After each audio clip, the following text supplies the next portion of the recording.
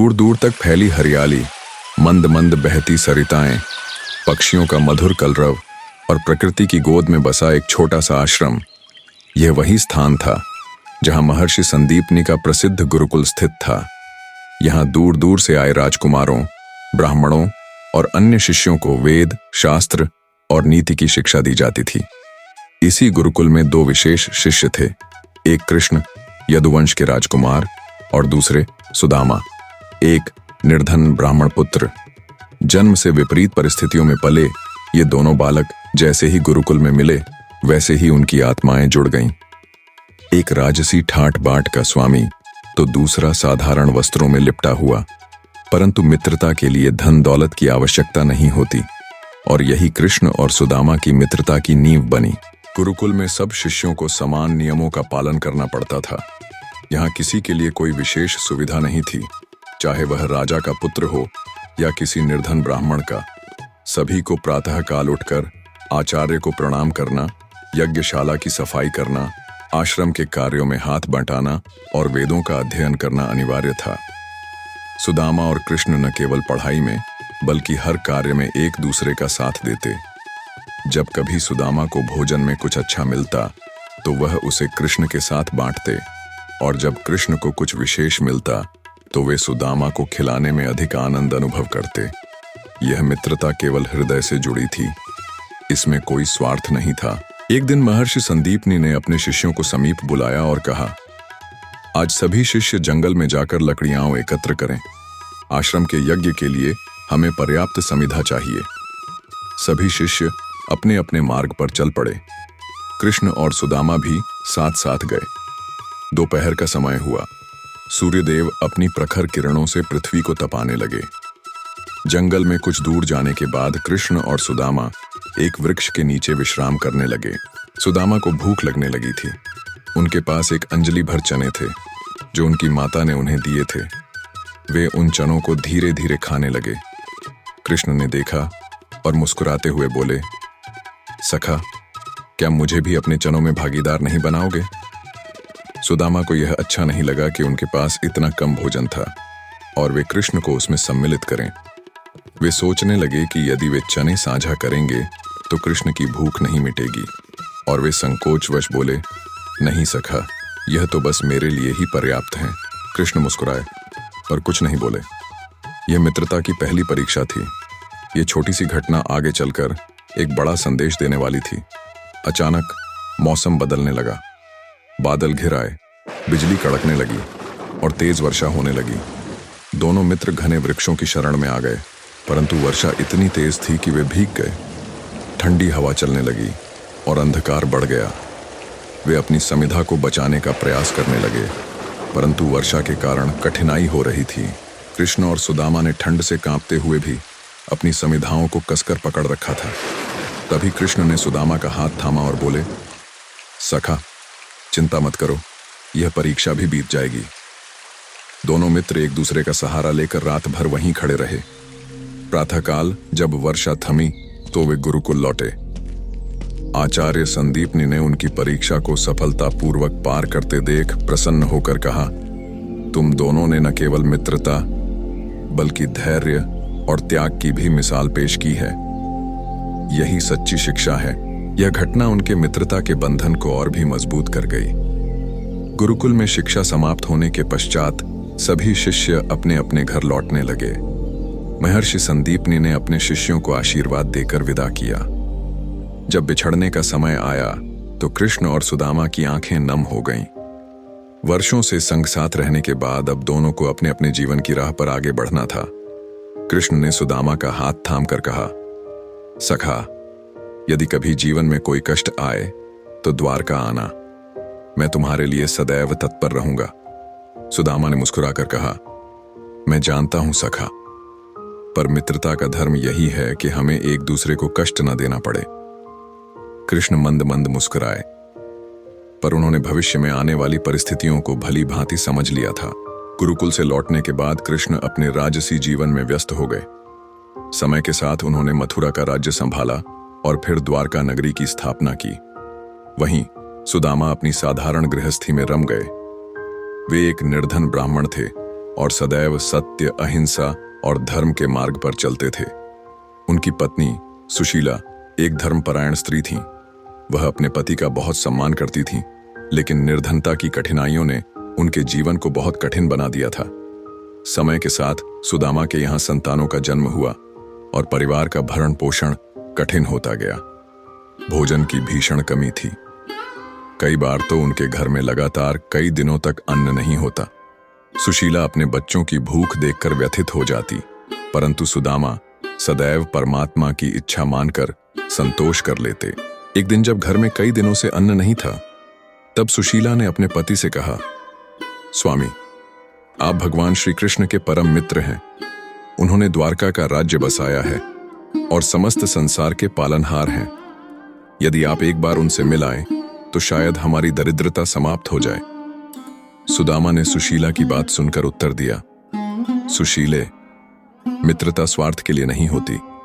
मैं उनसे कुछ मांगने के लिए कैसे जा सकता हूं? परंतु सुशीला ने विनम्रता से आग्रह किया, स्वामी, यदि आप उन्हें कुछ मांगना नहीं चाहते तो कम से कम अपने प्रिय सखा से मिलने तो जा सकते हैं। क्या मित्रता में इतना भी अधिकार नहीं? सुदामा को यह बात उचित लगी। उन्होंने सोचा कि वर्षों हो गए कृष्ण से मिले हुए।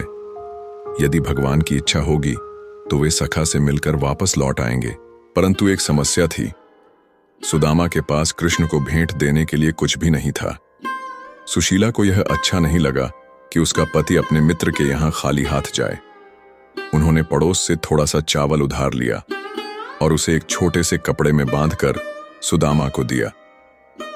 यह चावल आपके मित्र के लिए भेंट स्वरूप ले जाइए, ताकि हमारी निर्धनता आपको सखा के लिए उपहार देने से न रोक सके। सुदामा ने वह पोटली ली और द्वारका की यात्रा के लिए निकल पड़े।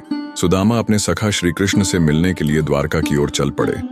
वे नंगे पांव, जटाजूट से भरे केश, शरीर पर फटे पुराने वस्त्र और हाथ में एक छोटी सी पोटली लिए धीरे धीरे आगे बढ़ रहे थे।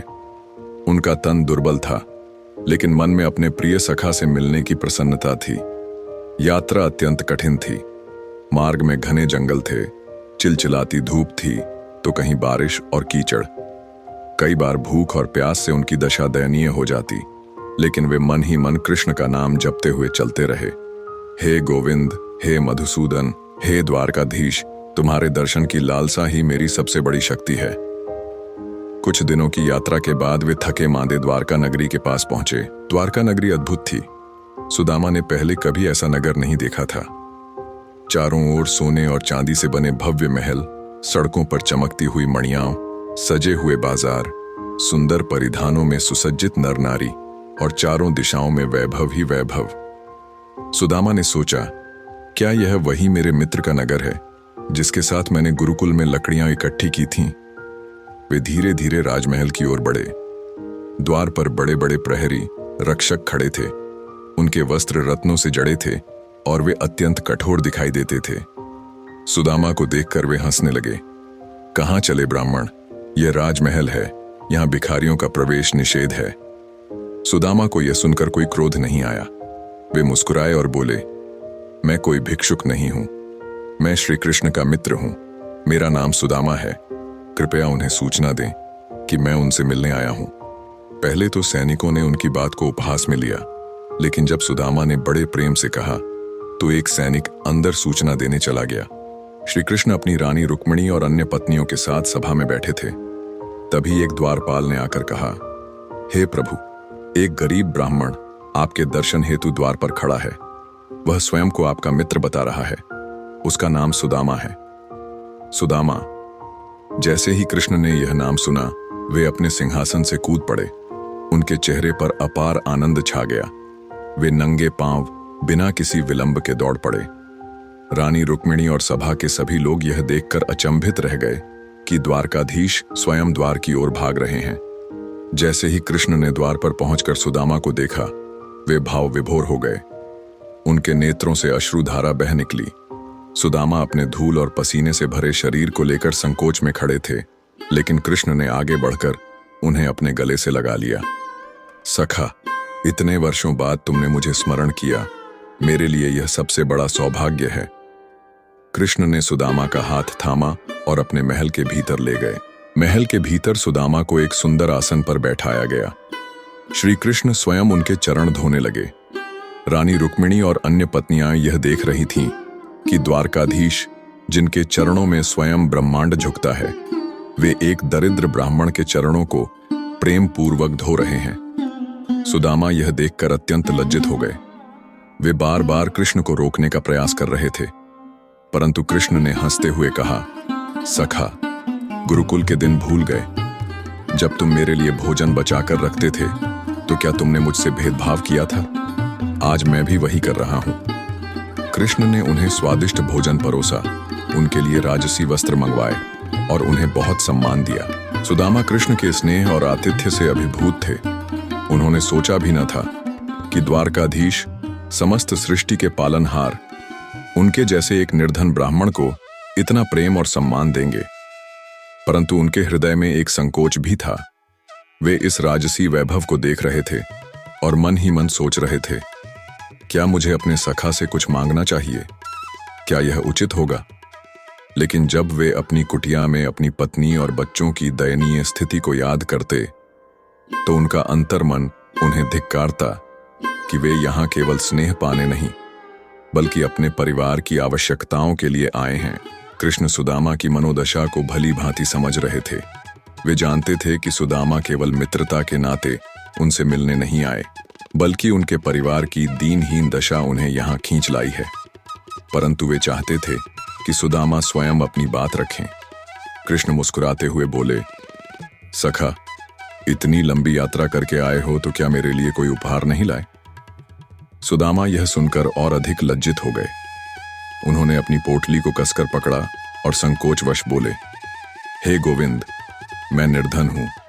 मेरे पास आपको भेंट देने योग्य कुछ भी नहीं है।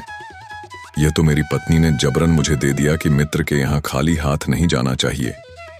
ये बस कुछ चावल हैं और आपके राजमहल में इनका क्या मूल्य?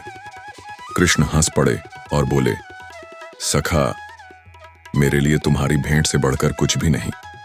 क्या मैं देख सकता हूं? सुदामा संकोच के साथ वह छोटी सी पोटली कृष्ण के हाथ में दे देते हैं। कृष्ण ने वह पोटली खोलकर उसमें रखे सादे चावलों को देखा और आनंद से भर उठे। उन्होंने बिना किसी झिझक के मुट्ठी भर चावल उठाए और प्रेम से खाने लगे। आहा, इससे स्वादिष्ट कुछ और नहीं हो सकता, कृष्ण ने कहा और दूसरी बार भी चावल उठाकर खा लिए। जब वे तीसरी बार लेने लगे तो रानी रुक्मिणी ने धीरे से कृष्ण का हाथ पकड़ लिया और कहा, प्रभु, यदि आपने तीसरी बार खा लिया तो सुदामा को अब कोई कष्ट नहीं रहेगा। रुक्मिणी यह भली भांति जानती थीं कि कृष्ण ने 2 बार चावल खाकर सुदामा के जीवन का कष्ट हर लिया है। यदि वे तीसरी बार खा लेते तो सुदामा को संपूर्ण ब्रह्मांड का वैभव मिल जाता। लेकिन कृष्ण चाहते थे कि उनकी मित्रता केवल भौतिक सुखों तक सीमित न रह जाए। सुदामा यह सब देखकर भाव विभोर हो गए। वे सोचने लगे, कृष्ण को राजमहल में कितना ऐश्वर्य प्राप्त है, फिर भी वे इतने प्रेम से मेरे सादे चावल खा रहे हैं। धन्य है मेरी मित्रता। लेकिन उन्होंने अब तक अपने कष्टों की बात कृष्ण से नहीं कही थी। कुछ दिनों तक द्वारका में ठहरने के बाद सुदामा ने कृष्ण से विदा मांगी। कृष्ण ने उनका हाथ पकड़कर कहा, सखा, इतनी जल्दी जा रहे हो, मुझे छोड़कर मत जाओ। परंतु सुदामा ने उत्तर दिया, हे गोविंद, आपकी कृपा से मेरा मन संतुष्ट है, अब मुझे लौट जाना चाहिए। कृष्ण ने उन्हें प्रेम पूर्वक गले लगाया और कहा, सुदामा, यह मित्रता सदा अमर रहेगी। जब भी आवश्यकता हो मुझे स्मरण करना। सुदामा बिना कुछ मांगे ही वापस चल पड़े। सुदामा जब द्वारका से निकलकर अपने गांव की ओर बढ़े तो उनके मन में एक ही विचार था, मैंने कृष्ण से कुछ भी नहीं मांगा। अब जब मैं घर लौटूंगा तो सुशीला क्या कहेगी? परंतु अगले ही क्षण वे सोचने लगे, कृष्ण ने मुझे इतना प्रेम दिया, वह किसी धन दौलत से अधिक मूल्यवान है। वे अपने पुराने फटे वस्त्रों में नंगे पांव और भूखे प्यासे उसी प्रकार गांव लौटने लगे जिस प्रकार आए थे। सुदामा अपने गांव की ओर लौटते समय मन ही मन विचार कर रहे थे, मैंने कृष्ण से कुछ भी नहीं मांगा, अब घर पहुंचकर सुशीला को क्या उत्तर दूंगा? परंतु अगले ही क्षण वे स्वयं को समझाने लगे, मुझे क्या मांगना था? क्या मित्रता कोई व्यापार है? कृष्ण ने मुझे प्रेम दिया, वह किसी भी धन दौलत से अधिक मूल्यवान है। वे पैदल चलते रहे, रास्ते में वही कठिनाइयां थीं, धूल भरी सड़कें, गरम लू के थपेड़े और भूख प्यास। परंतु कृष्ण का प्रेम उनकी सबसे बड़ी थाती थी। जब सुदामा अपने गांव के पास पहुंचे तो उन्होंने देखा कि जिस स्थान पर उनकी टूटी फूटी कुटिया थी, वहां अब एक विशाल महल खड़ा था। सोने चांदी से जड़ी हुई दीवारें, चमकते हुए फाटक और चारों ओर सुंदर बाग बगीचे। वे चकित होकर सोचने लगे, यहां यह महल कैसे आ गया? मेरा घर कहां है? उन्हें भ्रम हुआ कि शायद वे रास्ता भटक गए हैं, परंतु जब उन्होंने आगे बढ़कर देखा तो उन्हें वही परिचित स्थान और परिचित वृक्ष दिखाई दिए। यह निश्चित रूप से उनका ही घर था। तभी द्वार से एक स्त्री बाहर निकली। वह रेशमी वस्त्रों में सजी हुई थी, उसके गहने सूर्य के समान चमक रहे थे, उसके चेहरे पर दिव्य आभा थी। सुदामा ने ध्यान से देखा और आश्चर्यचकित रह गए। वह उनकी पत्नी सुशीला थी। सुशीला दौड़कर उनके पास आई और भाव विह्वल होकर बोली, स्वामी, यह सब श्री कृष्ण की कृपा है। देखिए, उन्होंने हमें कितना वैभव दिया। सुदामा को अब यह समझते देर न लगी कि उनके सखा ने बिना कुछ कहे ही उनका जीवन संवार दिया था। सुदामा को अंदर ले जाया गया, उनके लिए भव्य आसन बिछाए गए। अब वे फटे पुराने वस्त्रों में नहीं थे, बल्कि उनके शरीर पर सुंदर वस्त्र थे। उनके बच्चों के चेहरे भी खुशी से खिले हुए थे। वे सोचने लगे, मैंने कृष्ण से कुछ भी नहीं मांगा, परंतु उन्होंने मेरे मन की पीड़ा बिना कहे ही समझ ली। यह सच्ची मित्रता है। सुदामा के नेत्रों से अश्रुधारा बह निकली। उन्होंने कृष्ण का स्मरण करते हुए कहा, हे माधव, तुम्हारा प्रेम ही मेरी सबसे बड़ी संपत्ति है। धन दौलत तो क्षणभंगुर है, परंतु तुम्हारी भक्ति और मित्रता अमर है। और इस प्रकार सुदामा का जीवन पूर्णतः परिवर्तित हो गया। सुदामा और कृष्ण की यह कथा हमें सिखाती है कि मित्रता का आधार न धन है, न स्वार्थ। सच्चा मित्र वही होता है जो बिना मांगे ही अपने सखा के कष्टों को दूर कर दे।